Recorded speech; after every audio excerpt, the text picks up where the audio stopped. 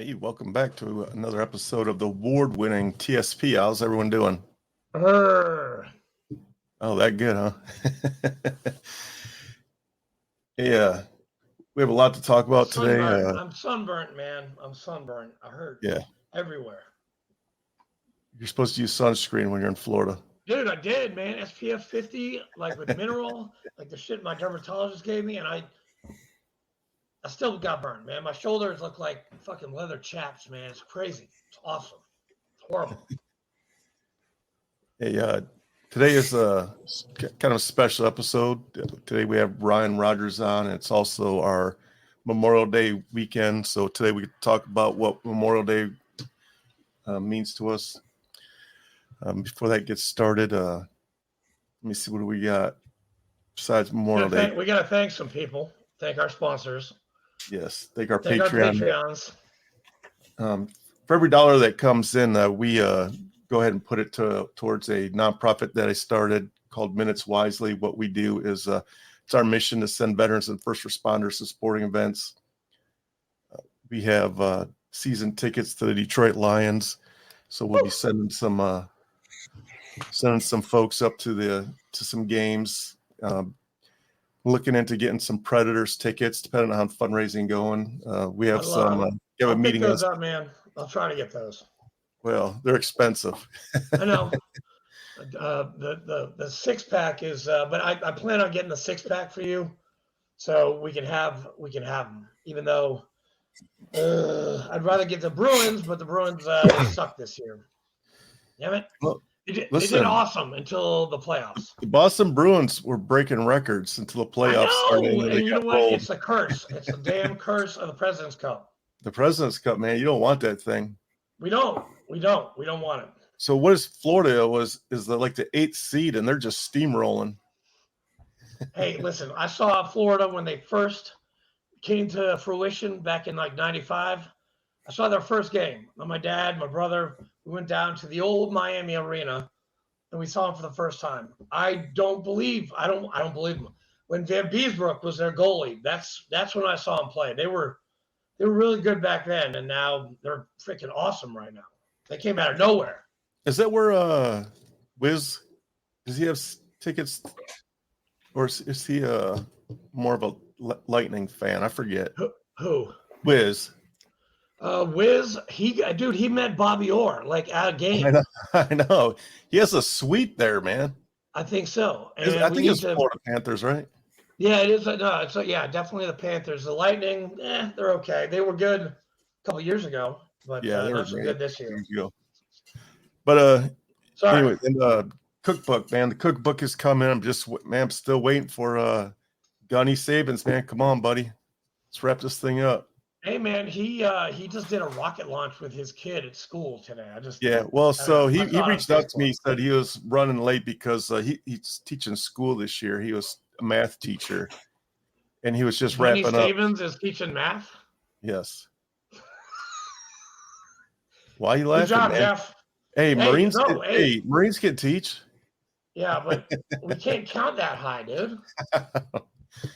That's I don't know. Yeah, and Ryan, he laughs because I can see. I think is that an EGA like in between in the stars right there? Oh yeah. Behind you, Ryan. Okay, you are. Yeah, Marine, it is correct. I am, and I can count. Oh man, look at that. He knows words too. Who were you with, Ryan? I'm near the different units, but most notably I was 6 for my kinetic deployment. I was with Base Shield Bastards, a 3-2 Lima company. Prior to that, I was a combat instructor over at Infantry Training Battalion as well. Did a couple of different things. I was first man, and I did the regular fast platoon trap mission type deployment over to Bahrain. We were a QRF. Speed, low drag. Well, yeah, not really. Fake ass SEAL teams, what we call it. We get a lot of shooting packages and. Did you know a Justin Jackson at all? He was fast I company. don't He think came to so. us after 2 deployments, and then or one deployment. He came to us. Then he was a scout sniper for a little bit. What is can you explain what Okay. fast company No. is? Yeah, it's like it's like an element that is dedicated to close quarters battle, so that they can act as a QRF to the embassies and other United States safe havens, let's call them, or places that they have if there was to be a trap mission. But essentially, embassies is the bread and butter where you have, dips at, and you would have a trap mission, something like what happened in Afghanistan, only not war. So, like when we were when I was in FAST, we got activated to do a mission out of Bahrain, and it was pretty not about an evacuation out of Bahrain that we did. But I think essentially is site security for. There were some guys that did site security in my company, not my platoon, and they did it for recon, and they ended up getting some site missions over in Iraq about the same time that I was going to Lebanon. And so, there's a myriad of missions that they can support, but they're highly trained in CQB. Yeah, they're good guys. I know a lot of fast guys, man. Oh, they were great. They were great. Fake ass SEAL team.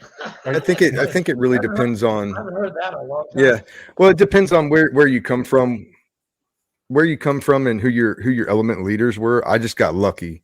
We trained a lot, and we trained hard every month. So we got the shooting packages, and then I had, at Fast Company, for those people that don't know, it was like a billet when I came in. So you might not get all 03s as squad leaders in that platoon, even though you're doing 03 style mission sets. And I just got free platoon commander, captain. We had a gunny that just came out of recon over at Lejeune.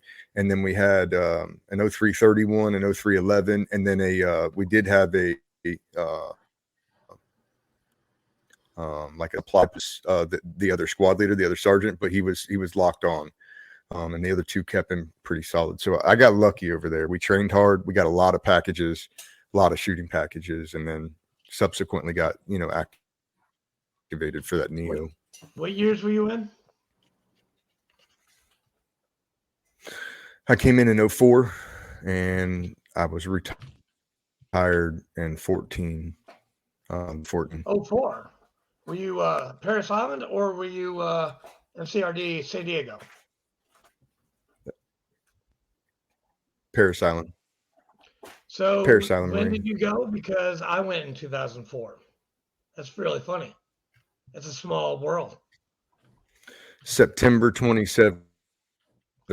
Oh man. Pretty well. Okay, dude. September 27th is the day that I checked in, like forming or whatever. I graduated the day before Christmas. I graduated September 17th. I was in second. And you were Echo Company, right?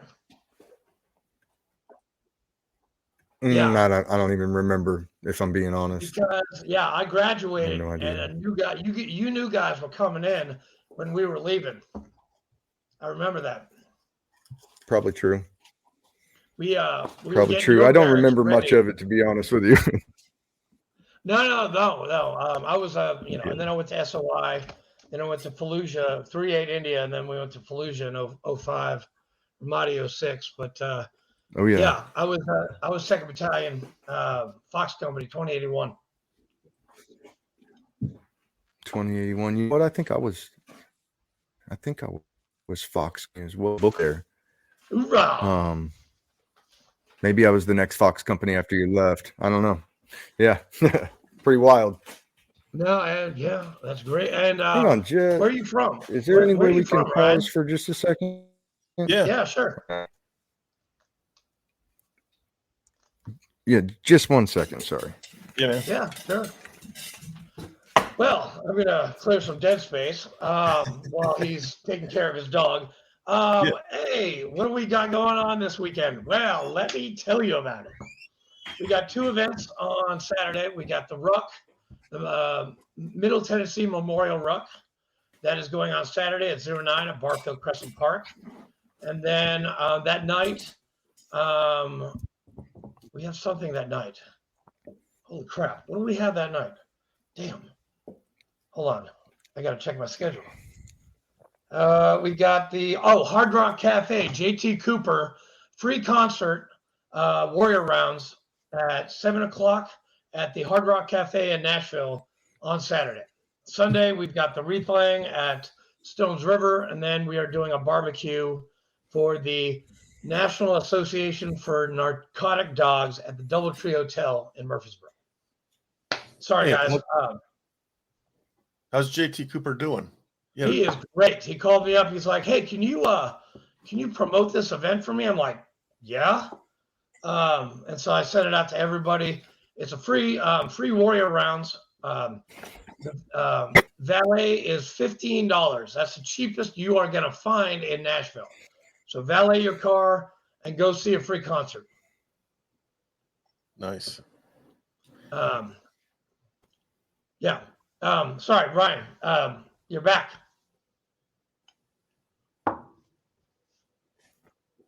Ryan?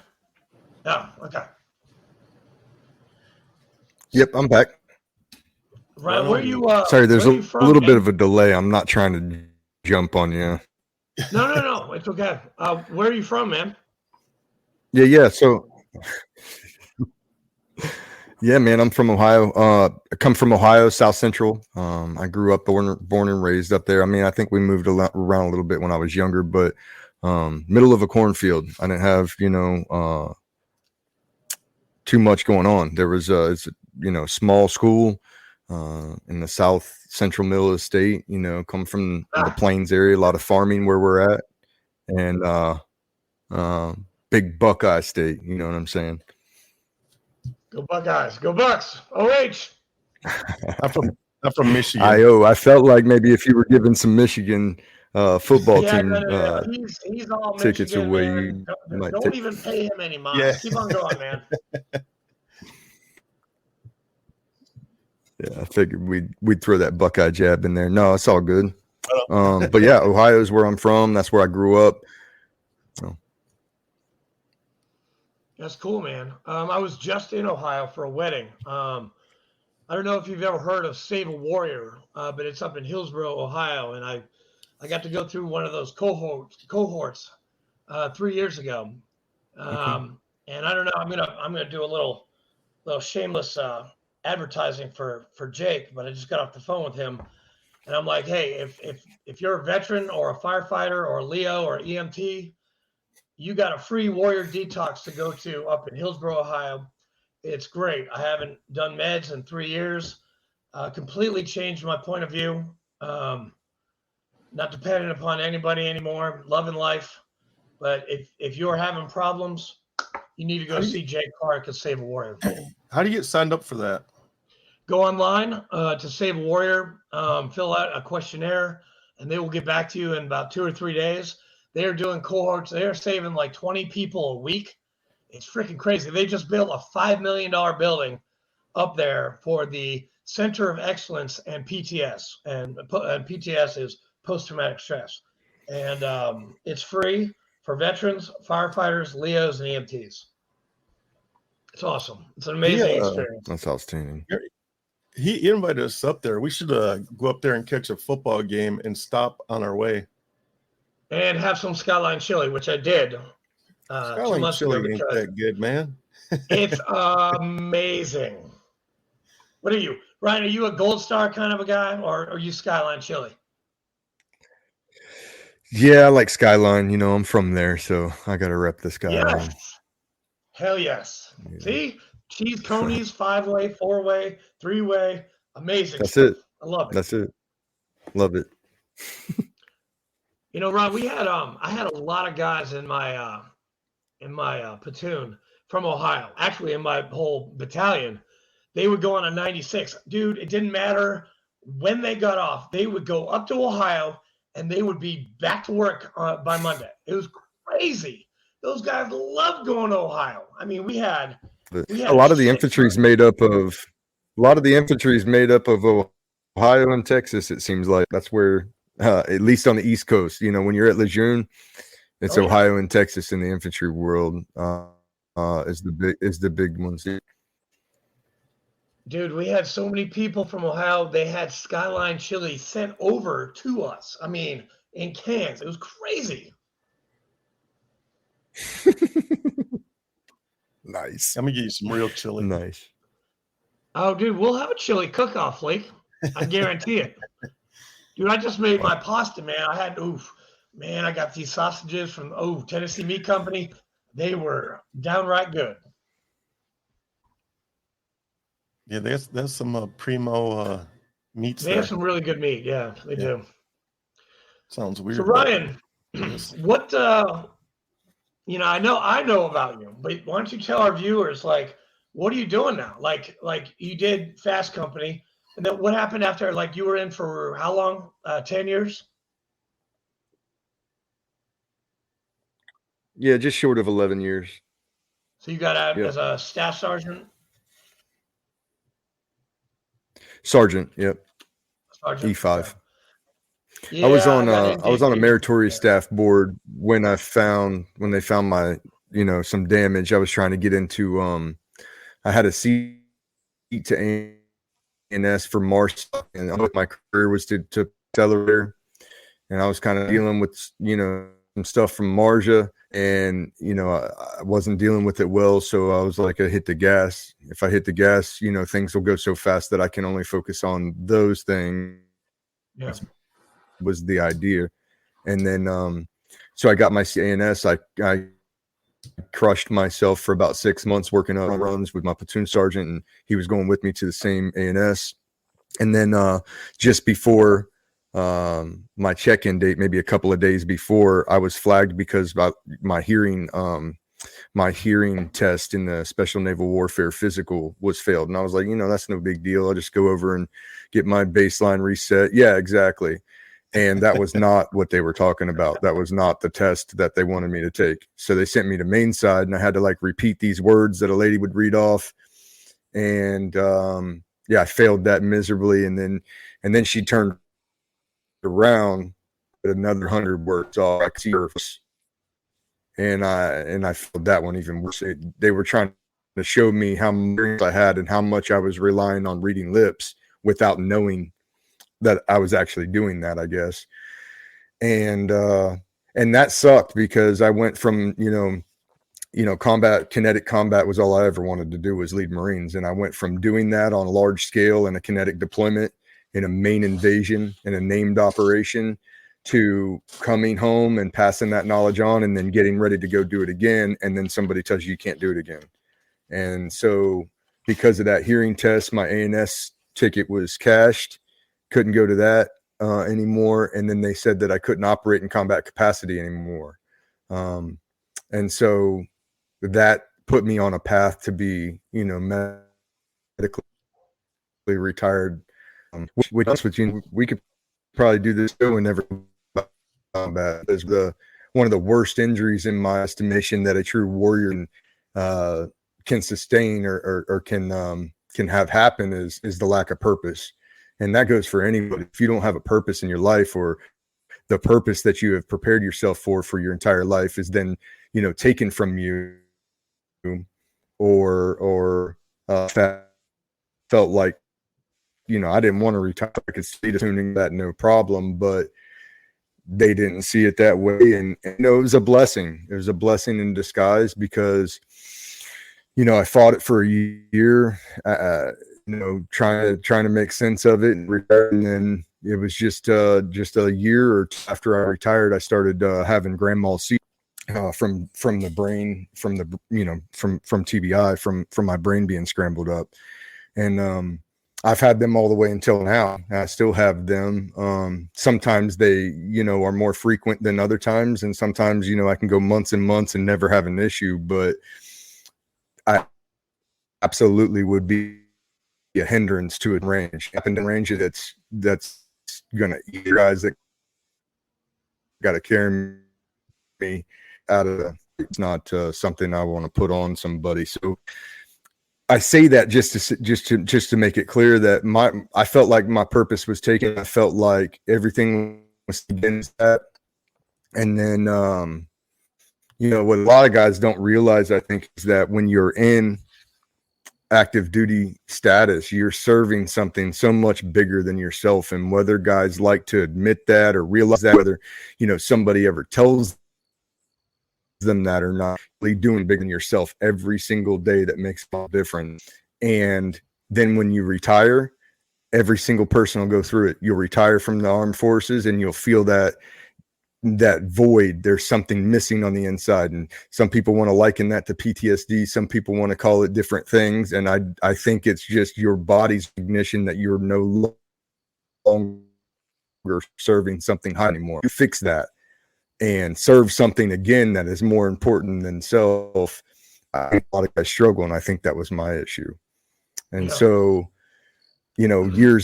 probably 2 years into it, 3 years into retirement, it's like, this is not it. I've got to do something bigger. I've got to do something better. I've got to give back to my community. And so, I just decided then, seizures, injuries, TBI, the shakes, neurological issues I have, they don't mean anything. And they definitely don't mean anything if I don't bring some positivity to the stage out of them. If I'm in that, does that mean? And so, I went to college. I went back, put myself to school, my benefits. I got an associate's degree in art, just trying to get my feet wet and study habits. And then I went on and graduated cum laude with a bachelor's in Homeland Security, with emphasis on intelligence fusion. And then, by the end of that degree, I don't know what all you want to get into, but by the end of that degree, there were so many undertones that suggested that it was okay to infringe on American citizens' rights as long as somebody at one of these three-letter agencies said it was okay. And when that's the undertone, I don't want anything to do with that. And so I decided I went and got smart on intelligence and fusion for nothing, because I don't want to work for those organizations. Anybody that says you can strip the rights from American on fear-mongering or on 9/11 or on anything, you're taking rights from somebody. I'm not a part of that. And the federal government agency shouldn't be either. And so then it was like, now what? That's what I was going to do. How can I, the warfighting community, how can I, leverage my experience in a way and help current, active, and transitioning. And so I wrote a book. Called Lions of Marjah. It's a war memoir about my time downrange with 3-6 Kilo Company as a second platoon squad leader. And very good book. Good job, man. No, thank you. What's the name of the book? Thank you. I appreciate that. The Lions of Marjah. I try. It's a great book, man. Fantastic. Yeah, I appreciate that. It's available on Amazon. So now I self-published because COVID and things that were happening on the planet at the time. Not a lot of people were trying to put new stuff out. They were trying to really print this they had already. And so I went with Amazon with KDP and published it myself. And it's done okay. I've sold a couple thousand books, I think, so far. And I have 3 more books in the works. At least one of them, but hopefully 2 will come out next year. But yeah, Lions of Marjah was a squad point of view of a kinetic deployment. And you want to know what, like the regular straight leg infantry Marine does, and the monotony of deployment and the excitement of the kinetics in a deployment. And we talk about loss. We talk about killing.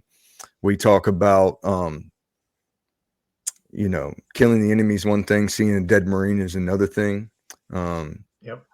Corpsman, I have my corpsman on there and talk about that. I talk about the relationship with linguists and interpreters, to which I grew very close with my interpreter.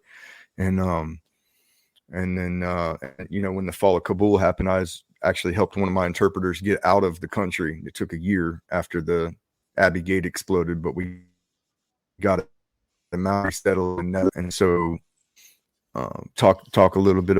But after the book was published, I had tons of guys just hitting me up, testimonials saying thank you. People I didn't know, people I didn't go to war with that were at the same time as me or close time to me. And they kept saying the same, like, thank you for putting this into a language that we could share with families in an understandable way. And I don't think that's for everybody, but it did it for a good number of them. And getting testimonials, it just became a thing. It just became the light. It was like, hey, that's exactly where to go with this. Anybody can write one book, put it out and affect some lives.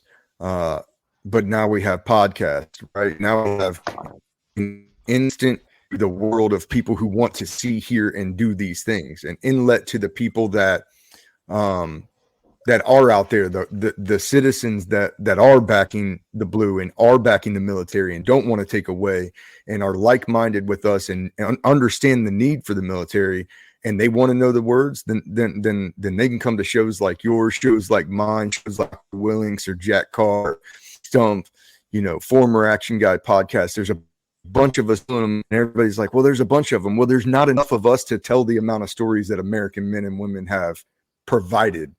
So very, very big in the word out there. And all the way growing up, probably because of World War I, but the way was not talking. The way was being hushed about it and trying to forget about it and trying to drink about it and trying to drug about it. And guess what? It didn't fucking work. It didn't work for them. It didn't work for Vietnam. I'm in group counseling with Vietnam veterans that are 50 years post-trauma, and they're still dealing with the same shit because the shit that they tried didn't work. And now they're doing the shit that is out there for them now. The going out, the talking one-on-one, the talking in group therapy. And these things are helping people, and they're keeping people alive. So, for some reason, my computer is about to turn off. Let me make sure it's plugged in just real quick. Sorry. Yeah, man. Wow. We're just getting deep. Yeah, that's a good book. You should definitely check it out. I just bookmarked it. Okay, good. I have it on my Kindle. Damn good read. Sorry, guys. He's plugging his computer. Yes.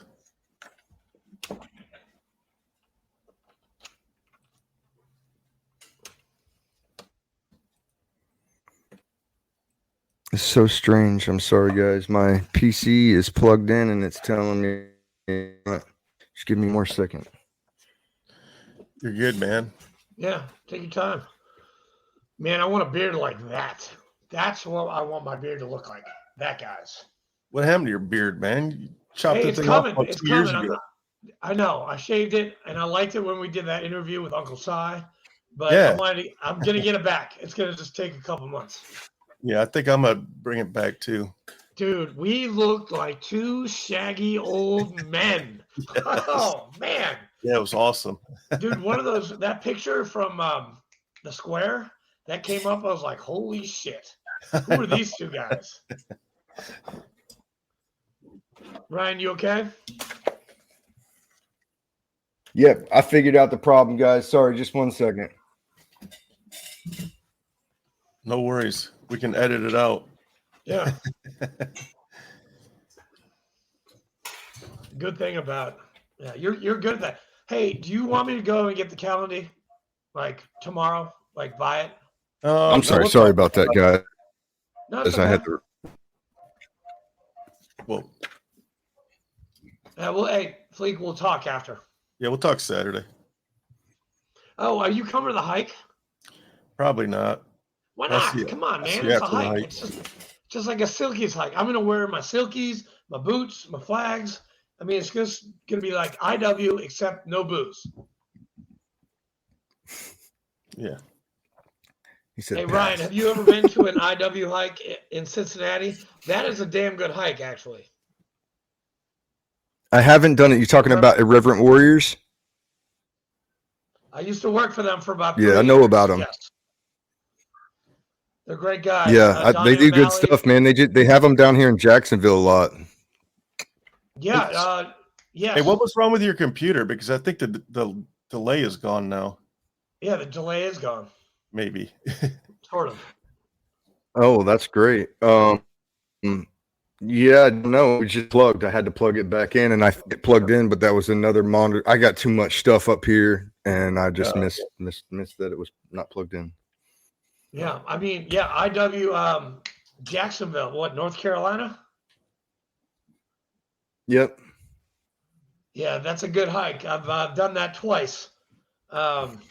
Jacksonville, Wilmington. They've got like 8 hikes in North Carolina. It's crazy.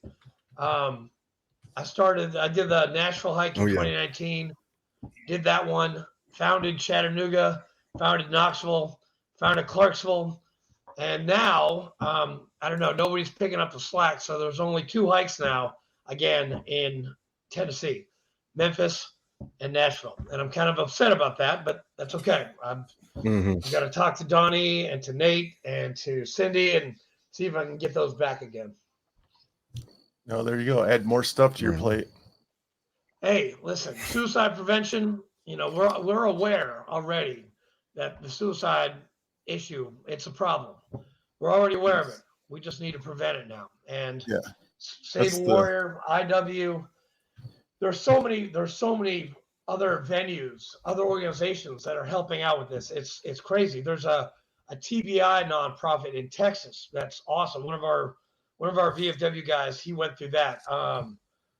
No Fallen Heroes, one of our guys that we interviewed, Lieutenant Commander Wiz Buckley, he's doing great things with veterans and TBI and post-traumatic stress. And it's just there's so many things out there that veterans can take advantage of and to get help. All you got to do is ask and try and get help. That's it. That's all you got to do. I need help. I did 5 years ago, and I'll be 5 years sober in July. I'm very excited. Congratulations. Yeah, thanks. Thanks, sir. Thank you, Ryan. Oh, man. Thank you, brother. June 10th. June 10th is the Detroit hike. I was thinking about going to it. That's too close. Dude, you should, man. Dude, it is an experience that you will never forget. That weekend, my wife is going to be gone, so I got to be here with my dog. With Briggs. Yeah. Sorry, Ryan. We went to Little Squirrel, so no worries. What were you talking about? Lions of Marjah. You were getting into that. I'm sorry, before you had to go fix your computer. No, yeah, that was my shameless plug, man. I just I wrote 70,000 words without ever saying I or me once. It's all about the squad. So if you want to know how a squad reacts, how a squad feels, from dropping in to a new squad and taking over a new squad right before deployment, all the way through, the bonds that are unshakable through the end because of the things that you do together. We talk about those things. And then the podcast just started off of that, man. I got such a good response off of that from people that, I was in my room, in my garage, in my studio out here, just kind of working, writing. And I called up my APL from the Marjah deployment, Matt Charette, and I said, hey, I'm going to do this without you. I'm going to tell you, still know too many of them. We know too many hitters that did great things. And the fact is, we have a green Marine Corps right now. And you go and look, everybody with a rocker down doesn't have combat action anymore. Yep. It's about the gunny level, master sergeant level, and up. For a long time. I think it'll be sooner than later. So? I hope so. Yeah, absolutely. Because these guys, they need the combat action room because we need members in the VFW to talk to Congress and try and get stuff passed, like the PACT Act that just passed. But the more people that I would just assume none of them.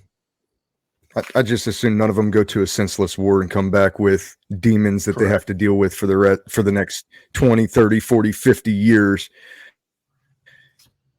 If Congress can't get that shit together, in my opinion. Now, I think it's great what VFW and American Legions do. I'm a senior vice at my VFW down here in Holly Ridge, North Carolina, and we're very involved at the congressional level. You're at Holly Ridge. I know that post. I don't live in the Ridge, but I'm the senior vice of the post there. Yeah. Okay. Holly Ridge is you get that pancake place right on 17, right on the right hand side, brown building. Yep. Yeah, man. That's right. A lot of time at that place. I know exactly where that is. Oh yeah. I love Holly Ridge. Oh yeah. So very involved, and I think the VFW does great things, but we shouldn't have to send people to get maimed and come back to argue about it.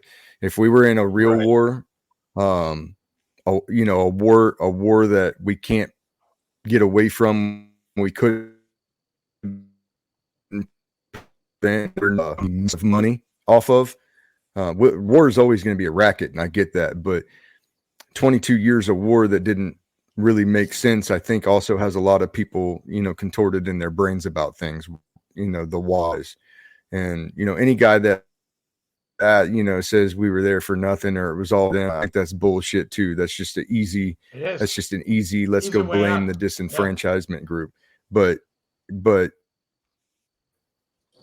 the hard, that's easy. That's the easy answer, and I don't like easy answers because the easy answer doesn't get things done. It's something that needs to be talked about, and we need to understand that while war may be good for our GDP and for our investors and for our Raytheons and for our General Dynamics, it's still young Marines, Army, sailors, soldiers, airmen that are going out there and putting their entire youth on the line for this. And so I think it should always be phrased like I heard somebody say one time that the president of the United States should not act on an aggression of war unless he's fully prepared to bring an innocent 22-year-old man into the Oval Office and blow his brains all over the fucking wall, because that is that's the game he's playing. And if he's not, if whatever the reason to go to war is not a good enough reason to do that here, then you don't have a good enough reason to ask Congress to go to war. Not for money, not for nothing. If you yourself as the POTUS can't blow one of your citizens' brains all over the Oval, then don't go to war. And that should be an easy justification of, do we go to war or do we not go to war? Because what you're doing is you're sending America's youth, America's national treasures over to do your bidding, and it better fucking be worth it. Because when it's not, well, you deal with a bunch of disenfranchisement. You deal with a bunch of lack of trust.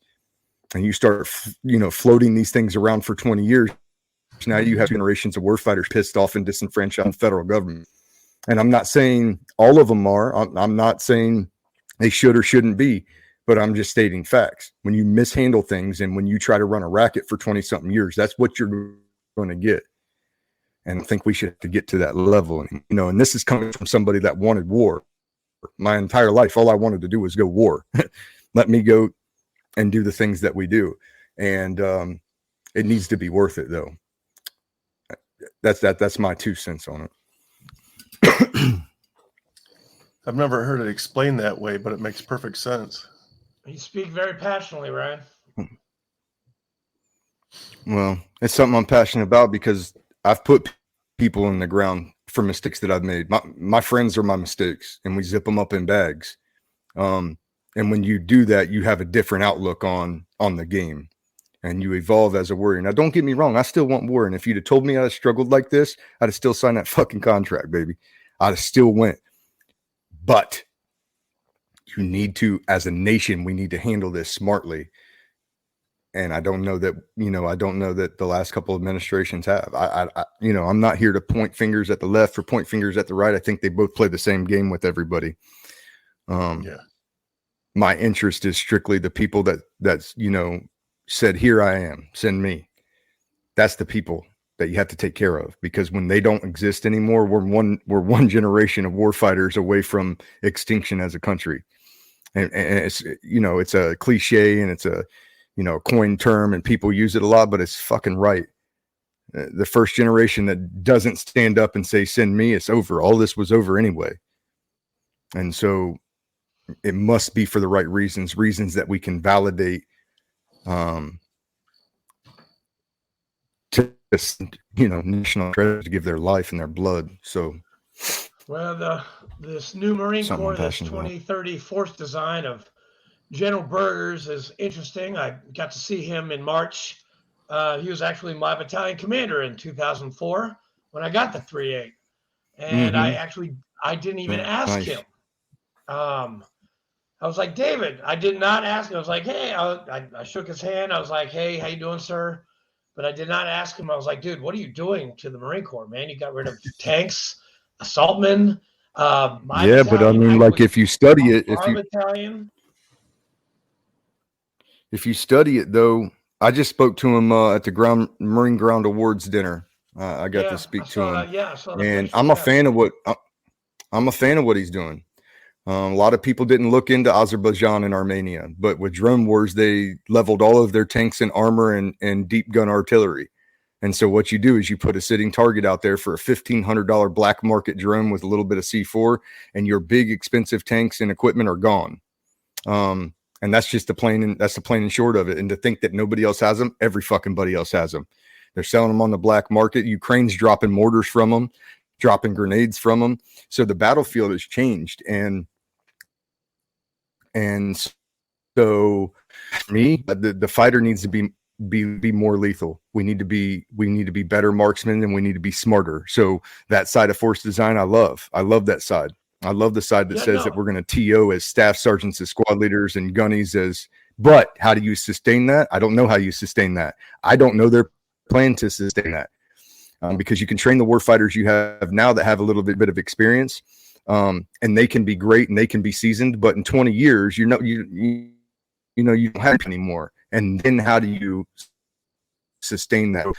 I also had Chief Officer 4-5 Gunner LaRosa on the show, and he was heading up the close combat lethality task force for DC, for Big Marine Corps, and they've done amazing things. They're putting some of these privates out now that are just drop dead lethal, man.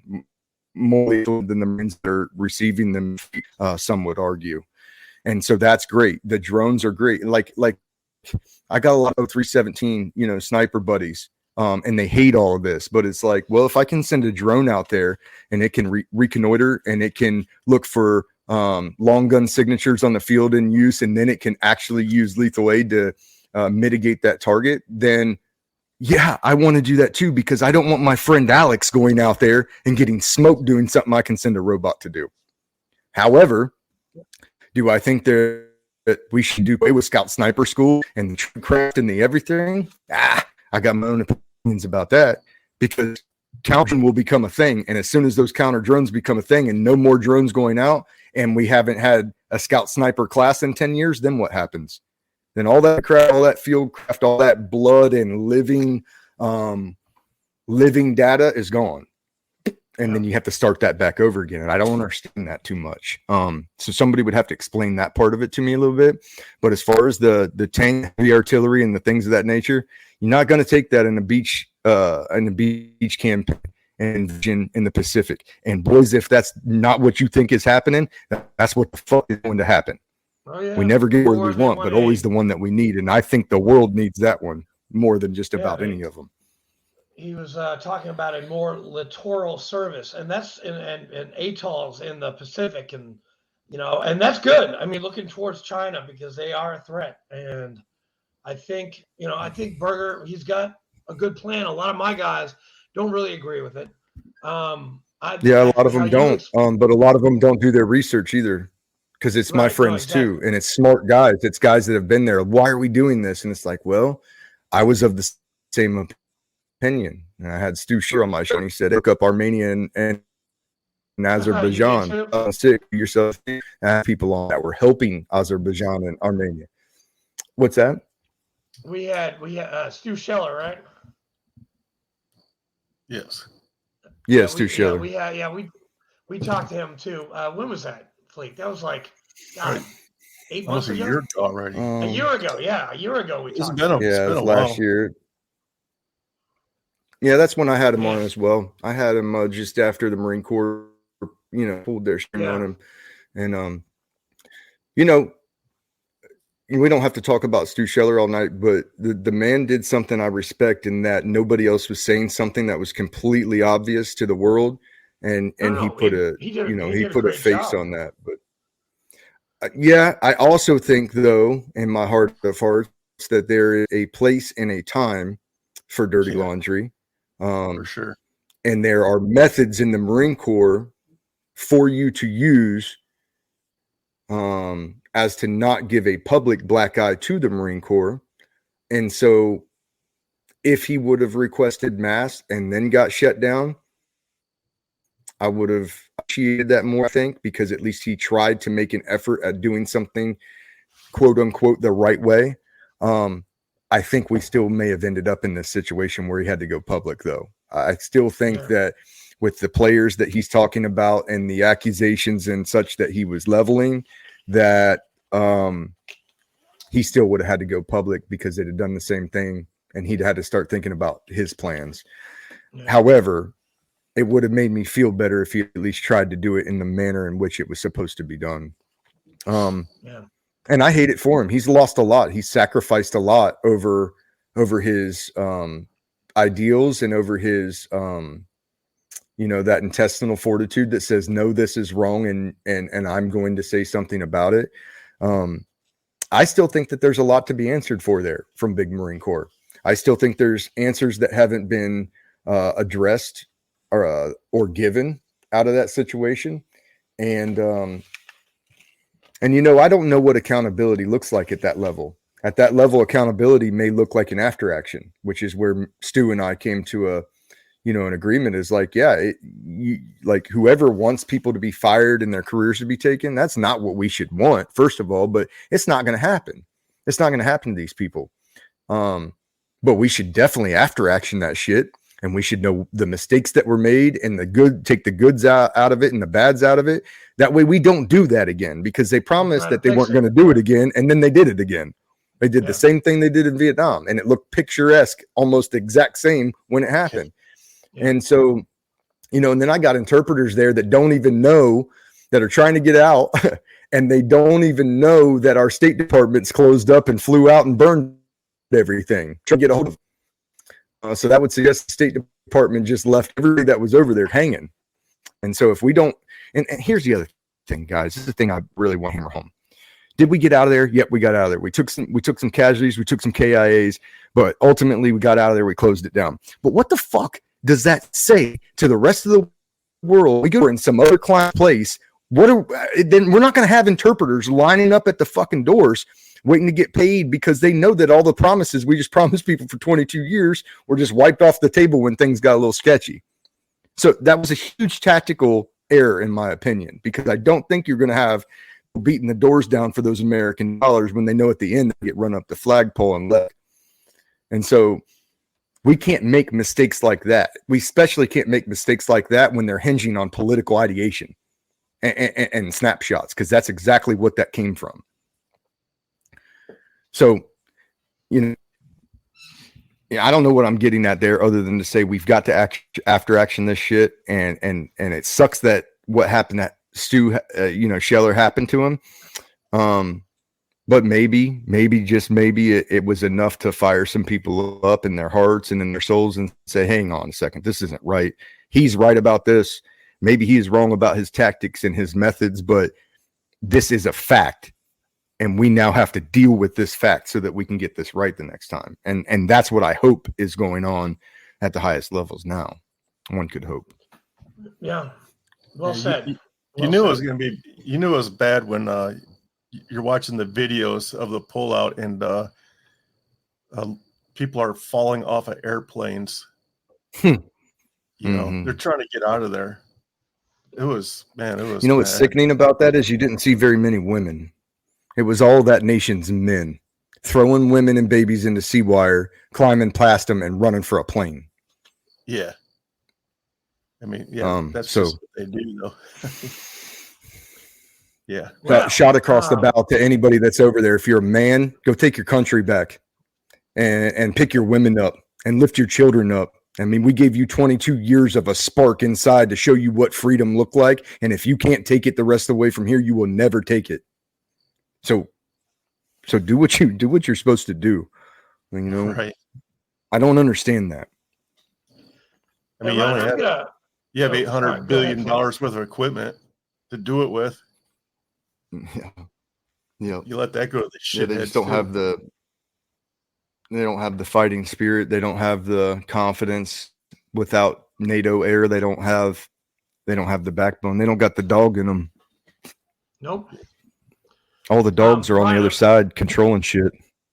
Yeah, I was going to ask. Look at Ukraine, man. They're standing up to Russia. That's exactly right. It's a beautiful case study in what one hired man fighting for his country is worth 10 of the kings fighting for the crown. It's old, but it's transcendent. It transcends time. It's always that way. Hopefully our people wearing crowns take note. Yes.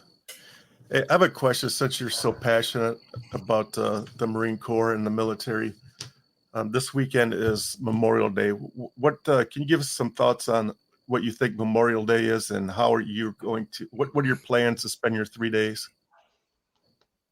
Yeah, I spend mine. I spend all of my anniversaries and Memorial Day the same way, and I do what is supposed to be done by a warfighter. Now, and I want to get this out there because I seen something beautiful yesterday. And I posted it to my social media for the channel because I think the guy was spot on. All you guys out there that expect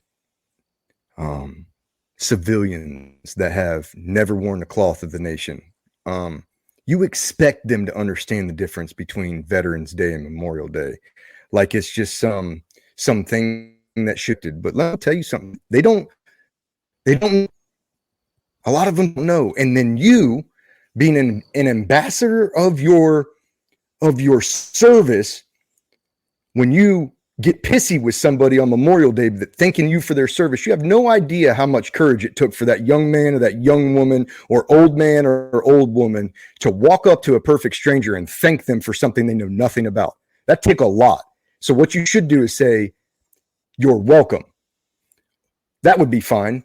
But these guys, I see it on Independence Day with the fireworks. I see it for the thank you for my service. Like, you did something worth thanking, and they had courage and nothing but love in their heart, trying to say something to you that they don't even understand and they don't even know how to say. And then you're going to clown on them. And all that makes you look like is an idiot. In my opinion, it makes you look like an arrogant idiot. And a lot of times this comes from guys that didn't even go down range and hammer down. A lot of times this comes from, the bro vets out there. And like, I would just tell you to stop. You're an ambassador for your nation and for your service branch. And when you go out and act a certain way, if those people don't know any other Marines or know any other soldiers or know anybody else on an ODA team, and you do that, well, that's what they think right is. And that's what they think righteous is. And then what are they going to do? They're spread that to their sphere of influence because they think that's what's right. And really what you're doing is just putting a black eye on it. Somebody comes up and says, "Thank you." Tell them you're welcome. I had the best job in the fucking world. I got to lead Marines, or I got to lead soldiers. I got to fight for this nation. I got to prove myself in the ultimate arena. Any one of those things is fine. But to say, "Oh, you need to go figure out what Memorial Day is all about." Fuck off with all of that. That's stupid. It's a stupid way of thinking, and it's a pessimistic mindset. We're better than that. You were raised better than that in whatever branch you came from. So that on Memorial Day, go memorialize your boys. That's what you're supposed to do. Civilians are supposed to take advantage of that because they got people like you out there towing the line. They're supposed to have that barbecue and spend time with their friends. And if they know some war fighters, they're going to memorialize them. I guarantee you. They know the difference. The ones that don't, they don't because of ignorance. And in a country, how beautiful is it that we live in a country that is so fucking free because of the men and women and the 22-year-old national treasures that toe the line, that our regular civilian population doesn't even know that fucking war is real. They don't even know it exists outside the television. And that's a beautiful thing. That's freedom. So memorialize your dudes. Spend your day drinking your beers or doing whatever it is you do. What I generally do is I burn a fire out in the back of my yard. I have some tears. I tell stories. I had a combat correspondent, reporter that was with me through like the first 2 weeks attached to my squad. I watched the videos. I watched the helmet cams from the boys. I call and talk to my Marines. That's what you're supposed to do.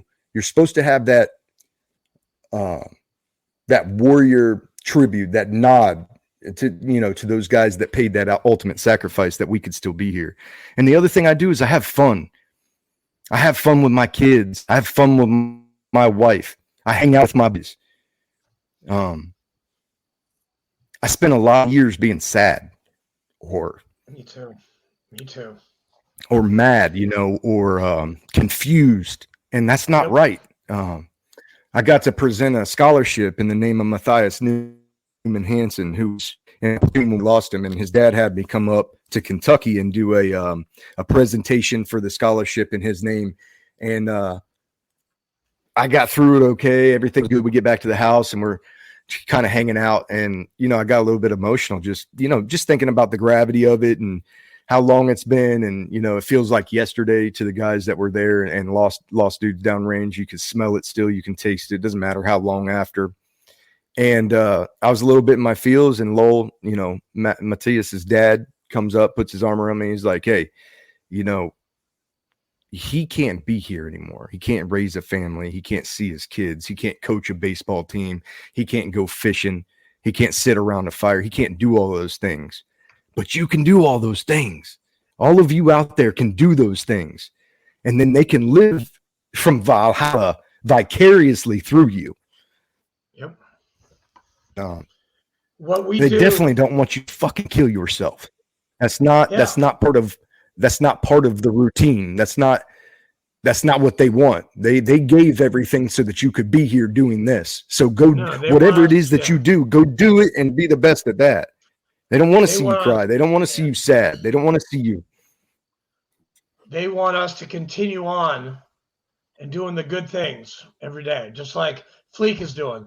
Me is he was a past commander of the VFW. I'm the commander of the VFW now, and giving back to the community. That's when we do that, we honor those that have passed before us.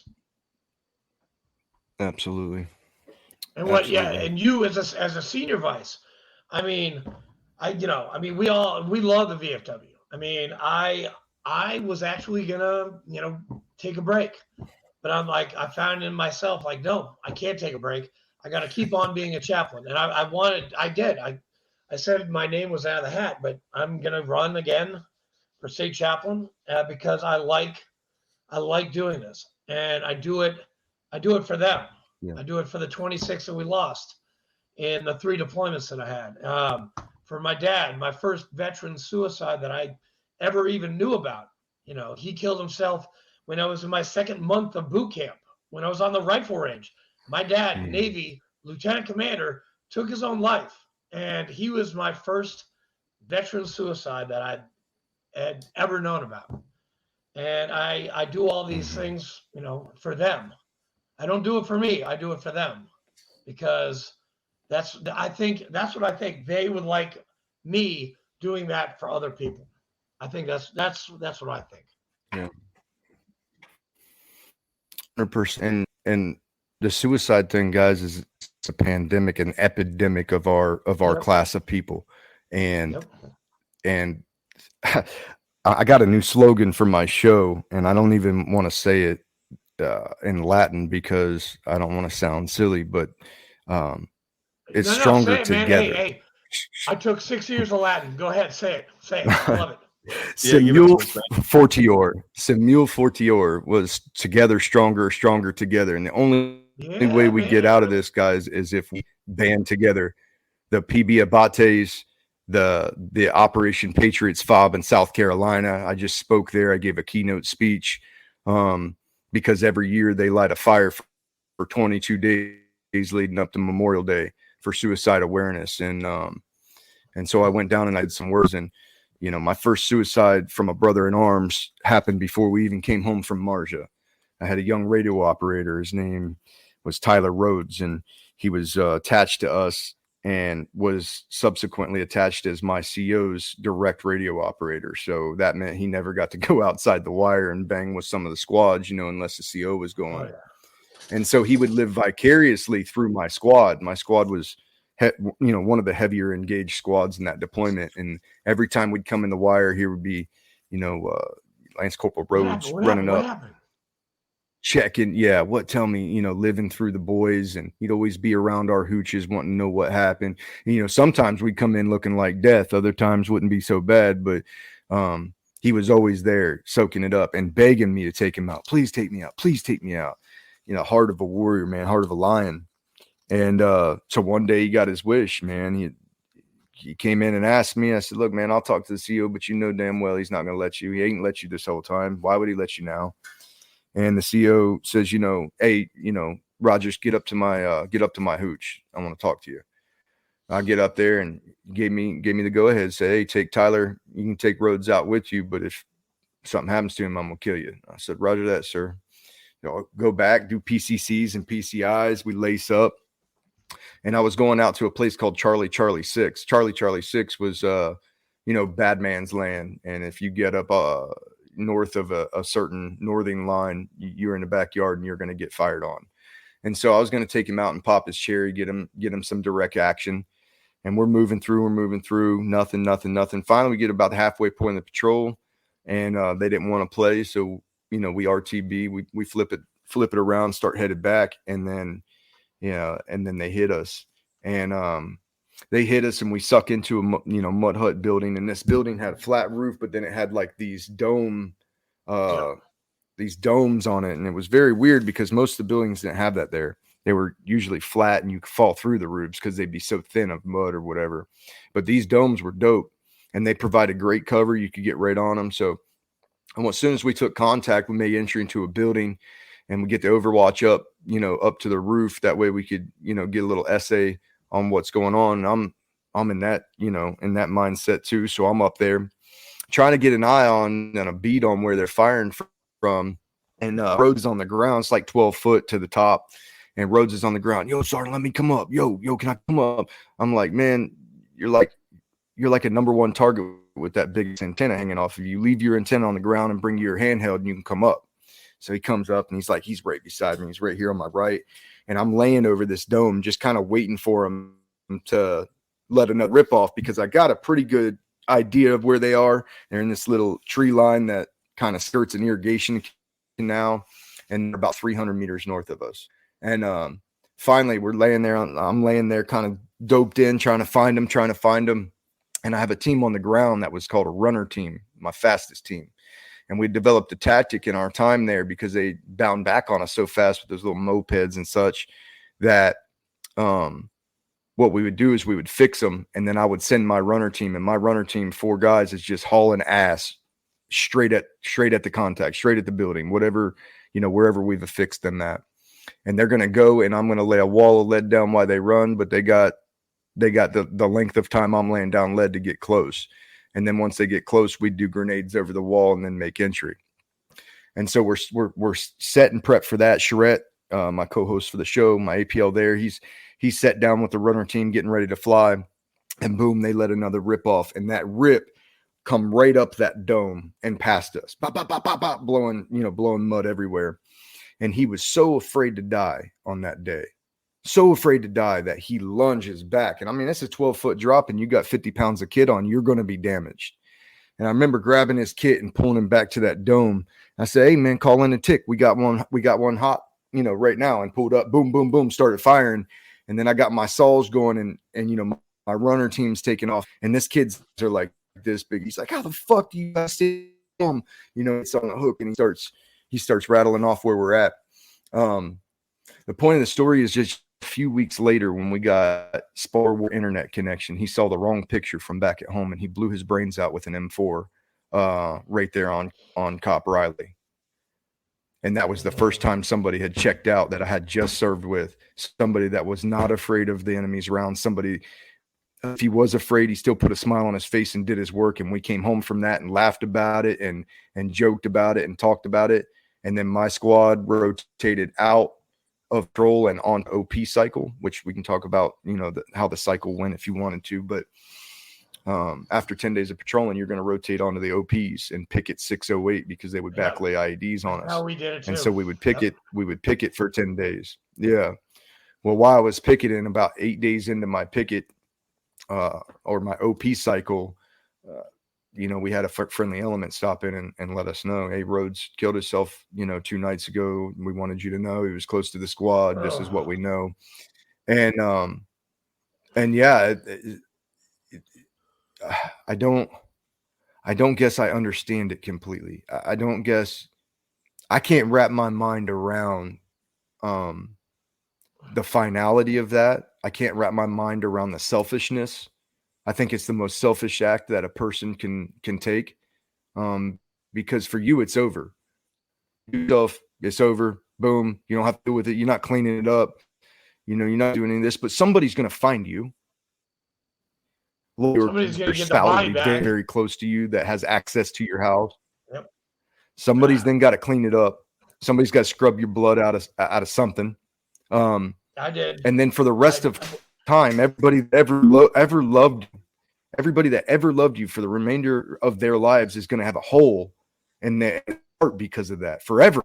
That can never go away. You can never take it back. And my message to guys is that, man, we get this life once, and guess what? It's supposed to be hard.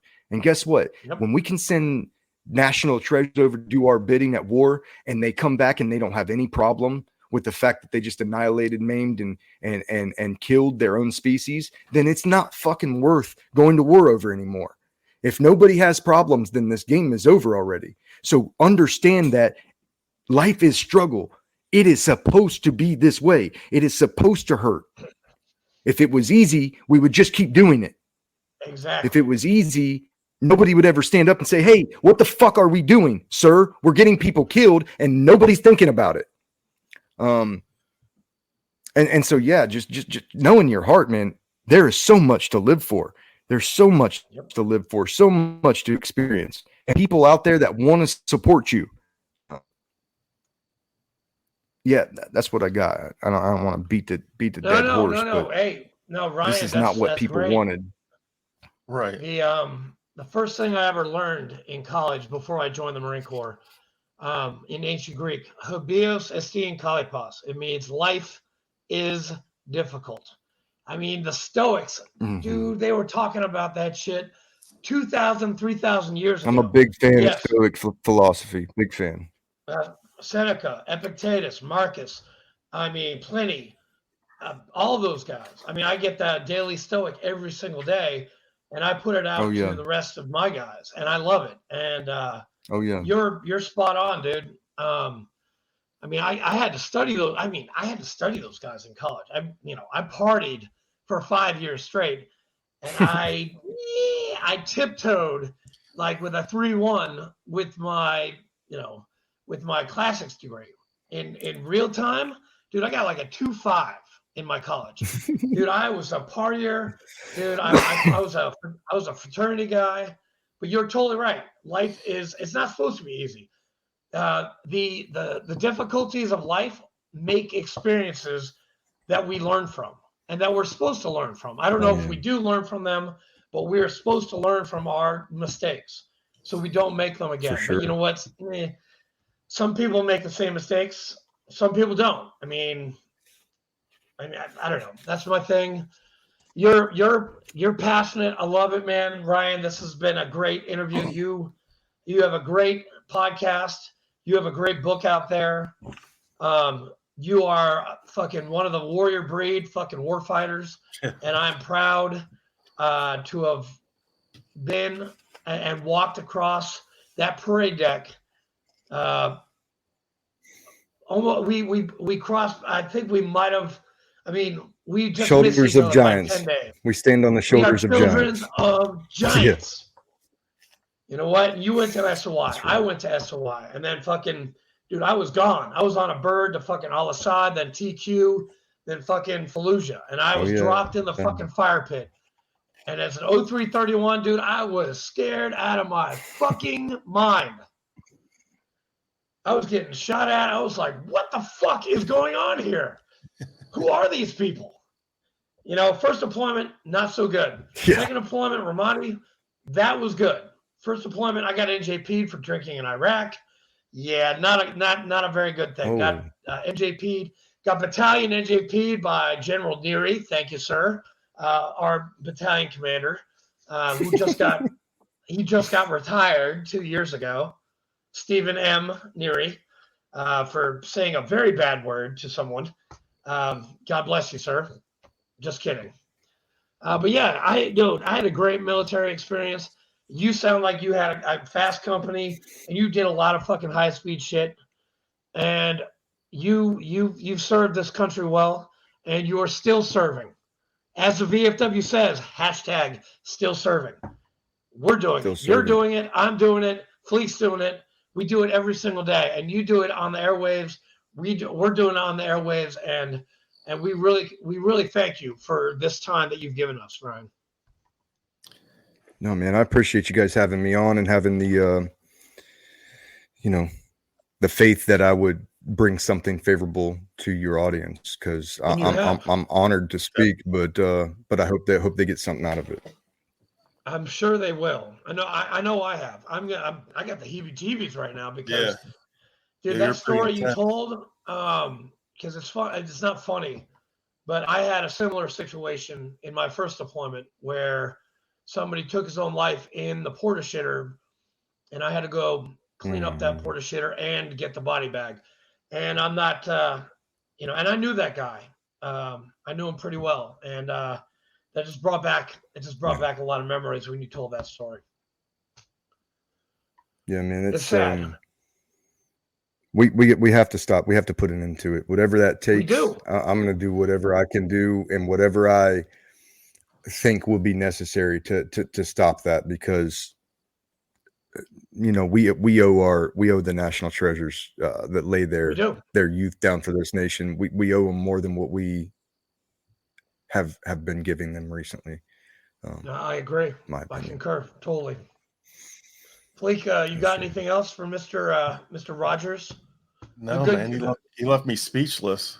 I know, right? It's hard to go. It's hard to follow that, man. It really is. Well, if we're ready to sign off, I just want to thank Ryan for jumping on with us, and want everybody this weekend to say your prayer for our fallen. And with that said, enjoy your weekend. It's a very somber weekend, but we're here, like Ryan said, we're here to do whatever we can to stop the suicide thing. That's what our main mission is: sending veterans and first responders to sporting events with a mentor. With a mentor. So it's our little way to try to curb this. Just one small act can save a life.